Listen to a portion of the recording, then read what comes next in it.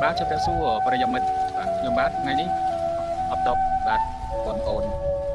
នាំដើរកំសាន្តបាទថ្ងៃអាទិត្យសូមដូច្នេះសូមធ្វើបទបង្ហាញបាទវិធីបទអធិប្បាយខ្លះពីដំណើរកំសាន្តទៅវត្តចាស់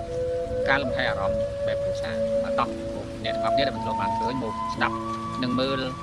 ពីដំណើរសកម្មភាពខ្លះៗដែលខ្ញុំបានទៅដើម្បីតែជូនមើលកំសាន្តជាមួយនឹងគ្នាបាទបទអធិប្បាយដំណើរកំសាន្តដ៏មានន័យនៅក្នុងវត្តចាស់ទីកន្លែងមួយណាដែលអាចធ្វើឲ្យគ្រួសារតូចមួយមានស្នាមញញឹមមានក្តីសុខនិងបង្កើតអនុស្សាវរីយ៍ដ៏កក់ក្ដៅបានថ្ងៃនេះសូមអញ្ជើញបងប្អូនបានមកទស្សនាជាមួយនឹងគ្នាបាទនៅថ្ងៃទី21ខែកក្កដាឆ្នាំ2021គ្រួសារតូចមួយបាទមានសមាជិកត្រឹមតែ3នាក់បាទគឺឪពុកម្ដាយនិងកូនម្នាក់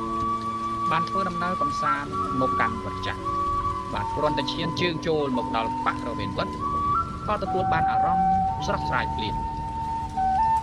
ដោយសារ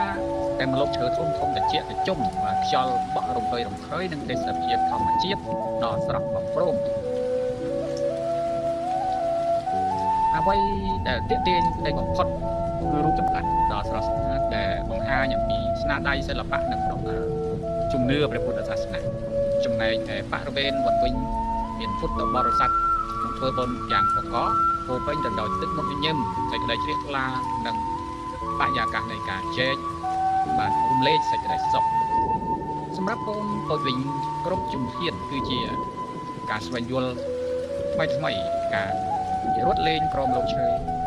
ការមើលរូបចម្លាក់និងការសង្កេតមើលមនុស្សជាច្រើនធ្វើបុណ្យបានបង្កើតទាំងភាពរីករាយនិងអនុស្សាវរីយ៍ដ៏មានតម្លៃសម្រាប់វ័យកុមារនិងមានមនុស្សជាច្រើនដែលមកថតលេងនៅទីនេះដើម្បីទុកជាអនុស្សាវរីយ៍ផងវត្តចាស់មិនត្រឹមតែជាទីកន្លែងសម្រាប់គោរពបូជាប៉ុណ្ណោះទេប៉ុន្តែវាជាទីកន្លែងដែលនាំមកនូវភាពសុខដុមរមនាសេចក្តីស្ងប់សុខនិង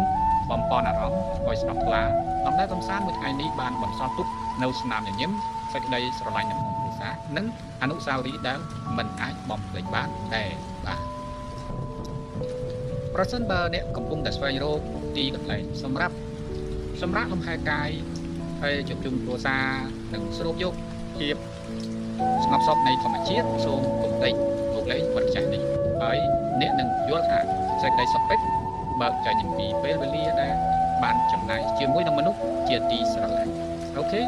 បាយបាយ